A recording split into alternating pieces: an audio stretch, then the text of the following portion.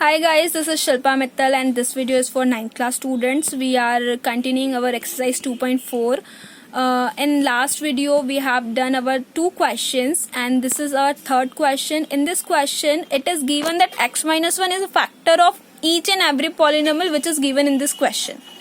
Like px is equals to whatever the polynomial is present here, it is the factor of given polynomial. X minus 1 is the factor of that particular polynomial which is given in front of px, and we have to find something like k. We have to find the value of k which is present in the polynomial. Like we have a first part of this question is px is equals to x square plus x plus k. That means k is unknown value and we have to find this value, and it is given that x minus 1 is a factor of px. That means it can completely divides this polynomial and we get 0 as remainder. And if this is the factor of this polynomial, then we can easily put it in front of 0. That means we can easily put in equals to 0. X minus 1 is equals to 0, and by transposing method minus 1 sent to the another side, and we got the value of x, which is x equals to 1. This value is common for all the parts of question number 3.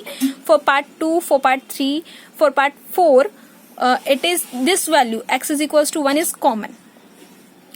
We will put this value in each part of question number 3.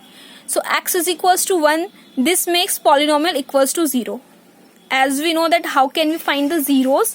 So x is equals to 1 is the zeros of given polynomial. If we put this value in the given polynomial, then we will get the value of 0, and this value makes the whole polynomial equals to 0. So put this value in px is equals to x square plus x plus k, and we have x is equals to 1, so we can easily replace the x with 1. P1 is equals to 1 square plus 1 plus k. Now we can say that x is equals to 1 is the zeros of the given polynomial, hence this equation is equals to 0. Then we can put 0 in front of this polynomial. So 1 plus 1 is equals to 2 plus k as it is. 2 is positive here. By transposing method we can send this 2 to the another side, and this turns the 2 in minus 2. So we get k is equals to minus 2. This is the value which we required. Move to the another example. It is the example number 2. It is the part 2 of question number 3rd. We have the polynomial px is equals to 2x square plus kx plus root 2. As I say that x is equals to 1 is common for all the parts of question number 3. So this is common value for this part also. So we can put x is equals to 1 in the given polynomial. So we got p1 is equals to 2 1 square plus k into 1, as k is the coefficient of x, that means k into 1, plus root 2, it is the constant term, so it is as it is. As we know that x is equals to 1 is the zeros of the given polynomial, and it makes the whole equation equals to 0, so we can put 0 in front of this equation. Now we get 2 1 square equals to 1, so that means 2 multiplied by 1, k multiplied by 1 is equals to k, and root 2 as it is.